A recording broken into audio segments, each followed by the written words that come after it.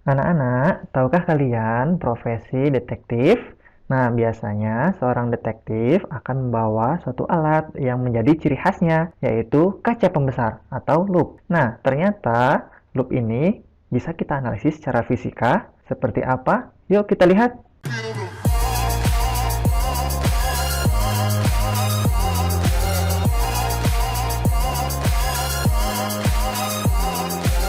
Oke, Assalamualaikum warahmatullahi wabarakatuh. Kembali lagi bersama Pak Iksan. Pada materi kali ini, kita akan membahas tentang alat optik kelas 11 MIPA pada kurikulum K13 yang revisi. Kompetensi dasar yang akan dicapai pada pembelajaran kali ini adalah menganalisis cara kerja alat optik menggunakan sifat pemantulan dan pembiasan cahaya oleh cermin dan lensa.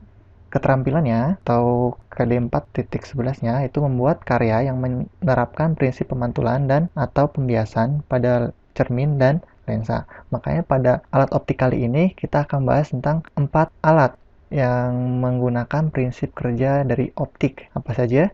Yang pertama adalah mata. Yang kedua adalah loop. Yang ketiga adalah mikroskop. Yang keempat adalah teropong bintang. Nah, sekarang Bapak akan membahas materi yang berkaitan tentang loop. Nah, anak-anak, loop ini kita kenal juga sebagai kaca pembesar ya, yang digunakan oleh orang-orang yang berprofesi sebagai detektif. Nah, loop ini kita gunakan untuk melihat benda-benda yang kecil. Bentuk loop kayak gimana sih? Nih, kayak gini. Tuh, kayak gitu.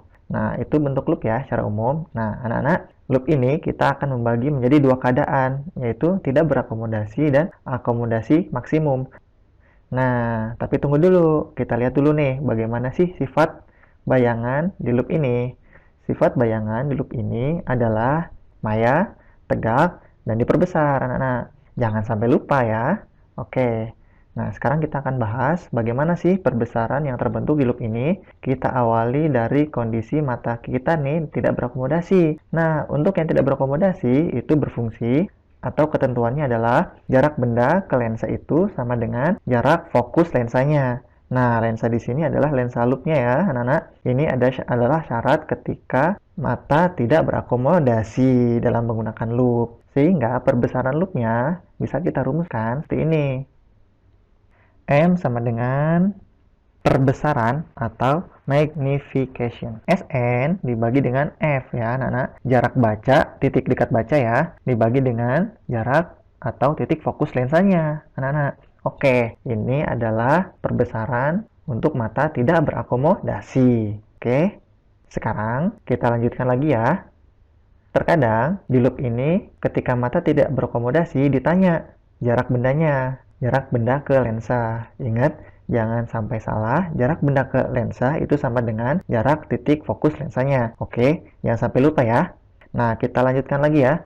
Akomodasi maksimum. Untuk akomodasi maksimum, berlaku jarak bayangannya sama dengan minus Sn atau minus titik dekat matanya ya, anak-anak.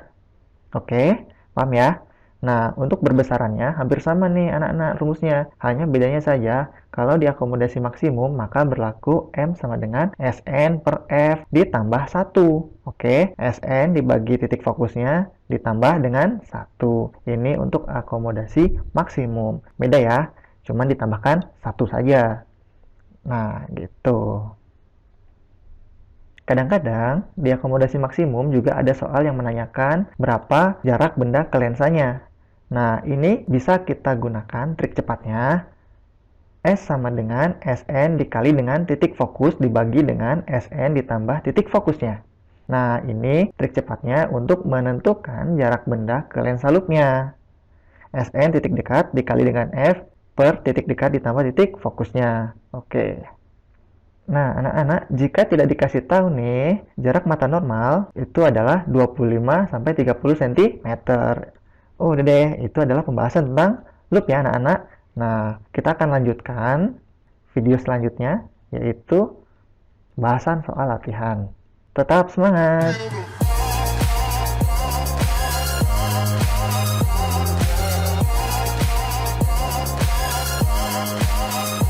Oke, sekarang Bapak akan membahas nih tentang soal kaitannya dengan loop. Nah, seperti apa nih soalnya? Yuk kita lihat. Nah, seorang petugas pemilu mengamati keaslian kartu suara dengan menggunakan lup. Lup itu kaca pembesar ya, berkekuatan 10 dioptri. Ingat, berarti itu kuat lensa dari lup.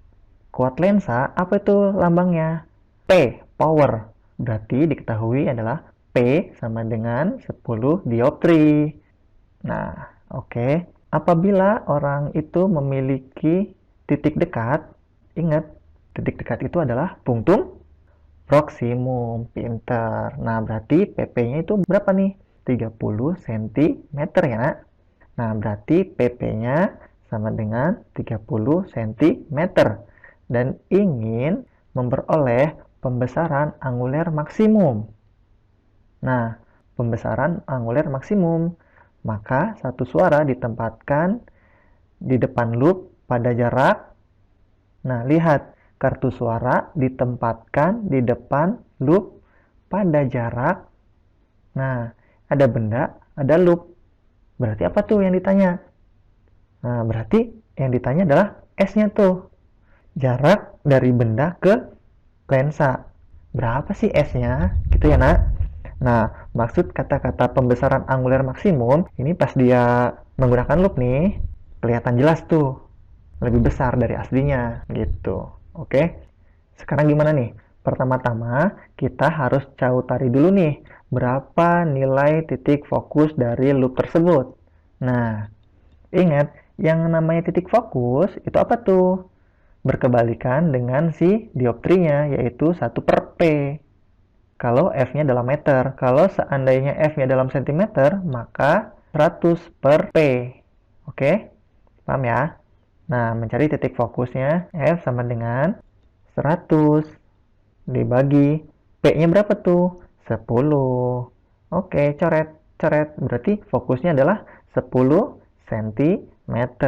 Oke, sudah ketemu nih fokusnya. Sekarang, bagaimana cara mencari si jarak ini? Nah, masuk ke persamaan lensa yang biasa tuh, yang kalian pelajari sejak SMP atau MTS. Apa ya? 1/F sama dengan 1/S ditambah 1/S aksen. Gitu ya, nak? S adalah jarak benda ke lensanya atau ke loopnya, dan S aksen adalah pembentukan bayangannya dari loop ke bayangan.